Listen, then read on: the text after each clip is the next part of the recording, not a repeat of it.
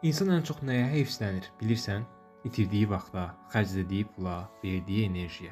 İqtisadiyyatda buna batmış xərclər yanılması deyirlər.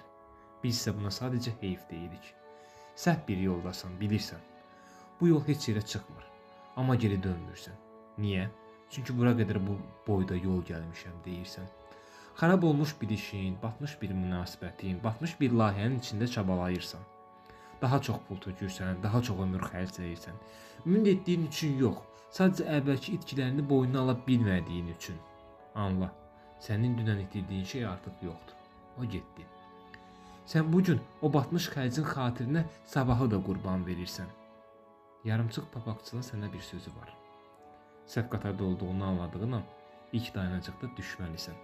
Çünki yol uzandıqca geri qayıtmağın bədəli daha ağır olacaq.